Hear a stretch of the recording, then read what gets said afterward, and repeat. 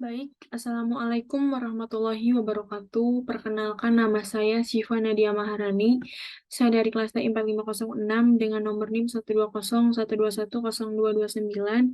Di sini saya akan mempresentasikan tentang tugas operational research. Sebentar saya share screen terlebih dahulu. Nah,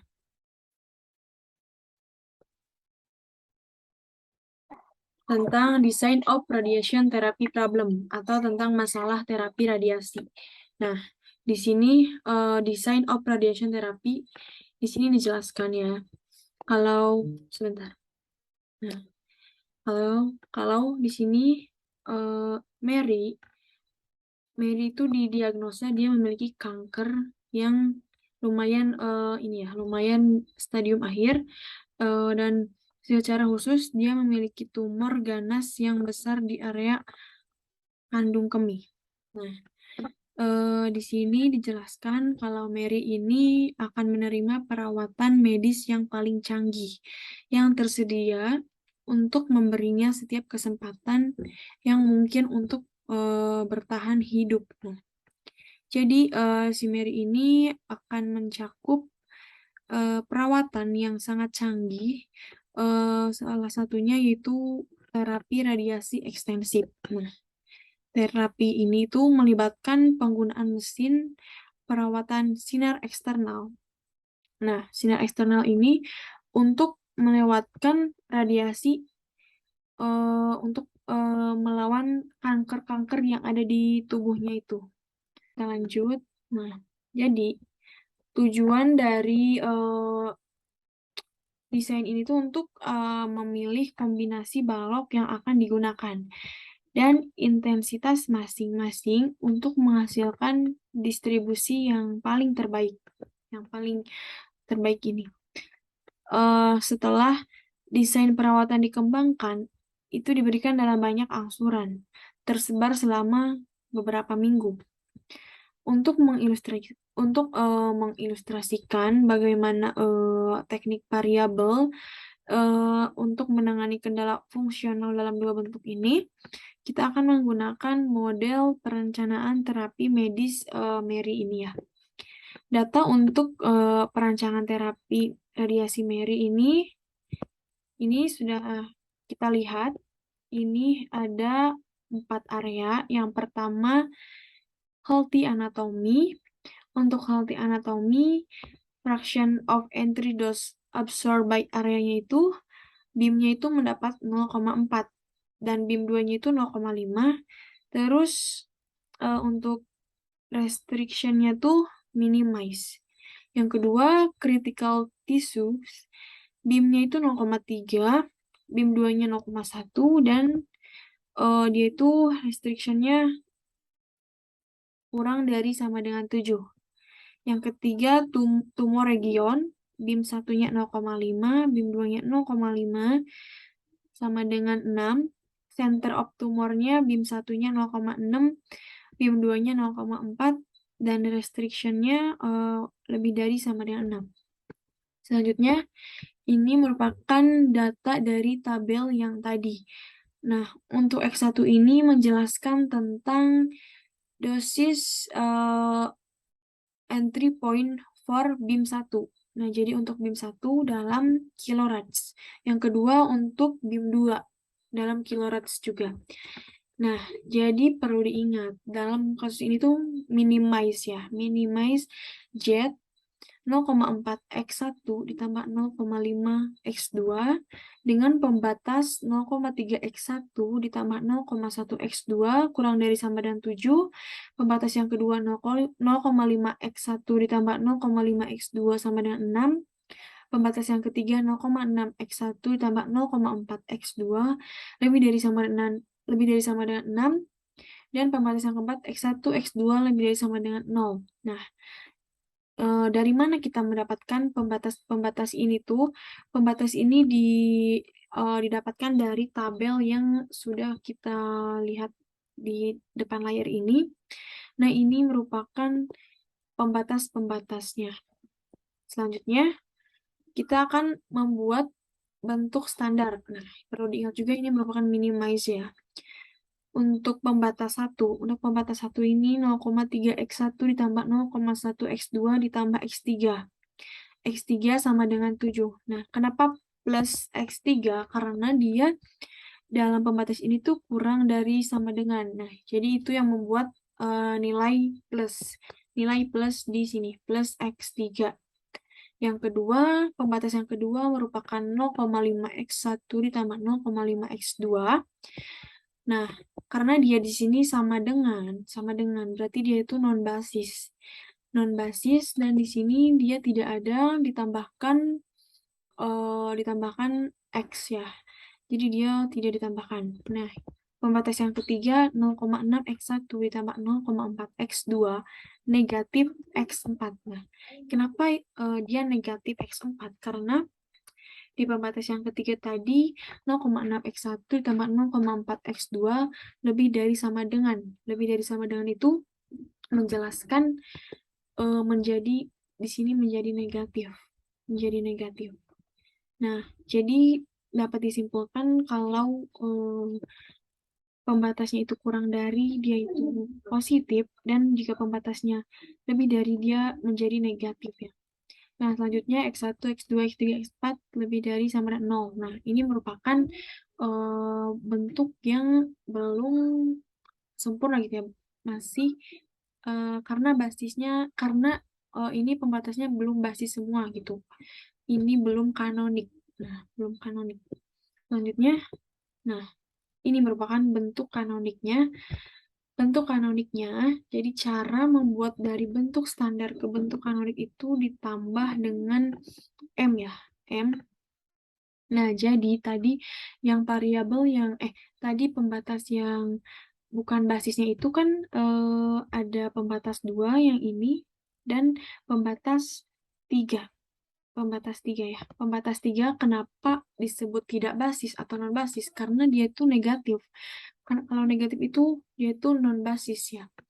Terus, nah, untuk ditambahkan X tambahan ini tuh, yang berwarna hijau ini tuh, dia itu ditambahkan ke dalam pembatas yang non-basis gitu. Nah, contohnya ini pembatas 1, dia tidak ditambahkan bentuk yang ini, karena dia sudah basis.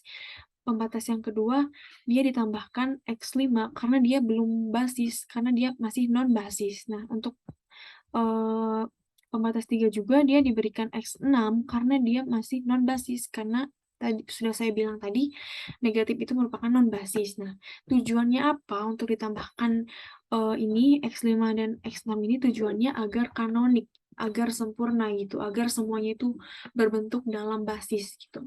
Nah, jika ditambahkan ini berarti minimize-nya itu Z-nya itu 0,4x1 ditambah 0,5x2 ditambah 0x3 tambah 0x4 dan M. Nah, M ini tuh untuk menandakan dia itu tambahan untuk menjadi kanonik gitu ya. Ya.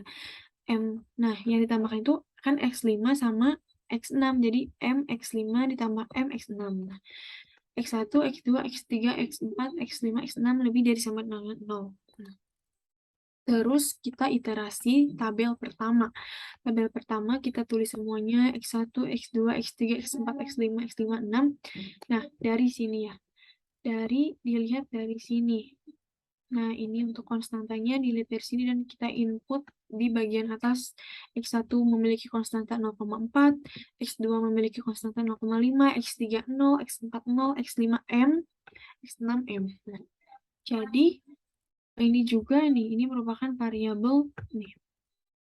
Variabel yang X3, X5, X6, 0, M, dan M.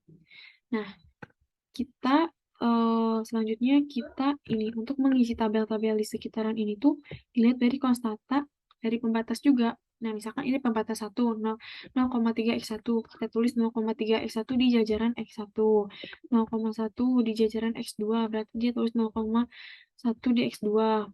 Nah, terus X3 dia ini tuh memiliki konstanta 1 ya guys. Nah, ini konstanta 1 dan X4 dia 0 karena dia tidak memiliki X4. X5 juga 0, X6 0, dan selanjutnya ini pembatas 2, X1 dia memiliki konstanta 0,5 dan X2 memiliki konstanta 0,5, X3 dia 0, X4 0, X5 1, X6 0, dan selanjutnya untuk pembatas yang ketiga. Pembatas yang ketiga ini 0,6, 0,4, 0, negatif 1, 0, 1. Nah, untuk ini C barnya itu didapatkan dari ini 0,4 untuk konstanta dari, nah ini yang di atas ini 0,4 dikurangi ini antara CB dan ini dikali 0 dikali 0,3 0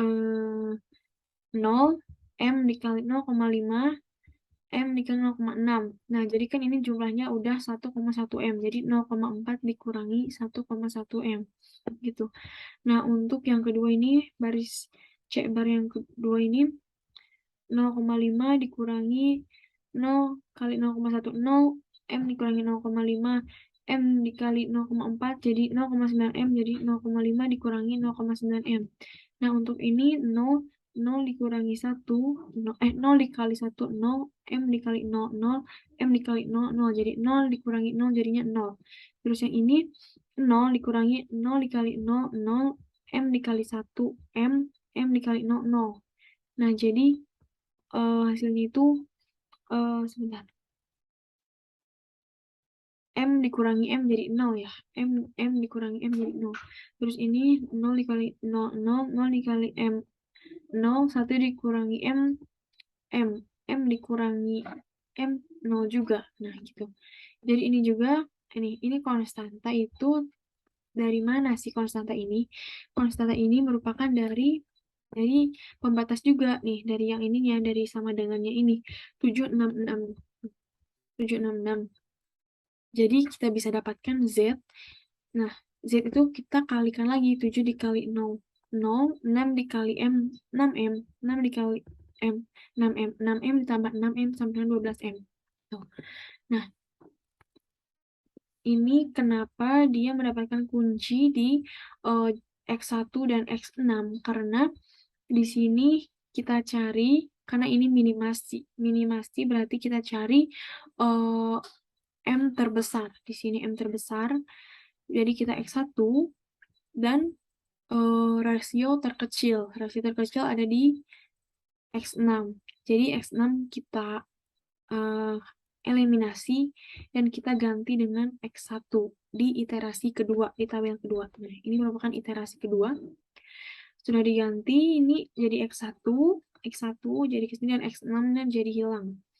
Nah, selanjutnya iterasi kedua seperti tabel yang tadi, kita masukkan lagi dengan dikali-kalikan di sini, misalkan ini. Nah, di sini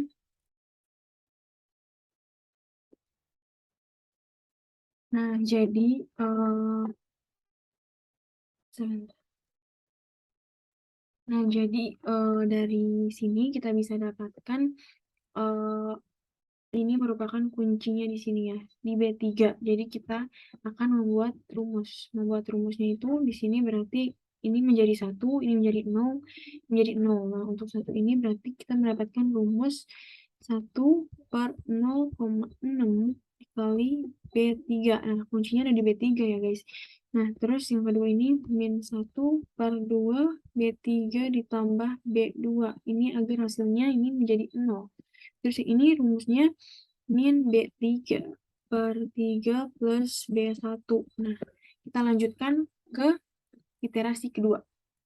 Nah, iterasi kedua, kita kan sudah mengeliminasi X6 yang ada di iterasi 1 ini, kita ganti dengan X1. Nih, berarti kita sudah ya. Selanjutnya, kita akan mencari kita akan mencari bagian sini dengan cara memasukkan angka-angka di tabel iterasi 1 dimasukkan ke rumus ini. Dan menghasilkan angka-angka di tabel ini.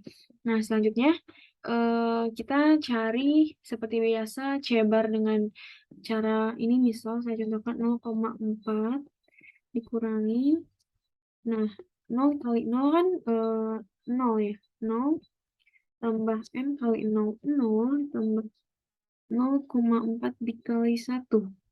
0,4 hasilnya. Jadi, dia 0,4 dikurangi 0,4 kan jadinya 0. Nah, selanjutnya seperti itu sampai akhir. Nah, setelah itu, bagaimana kita bisa mendapatkan kunci di sini? Berarti dia di B2 ya, B2.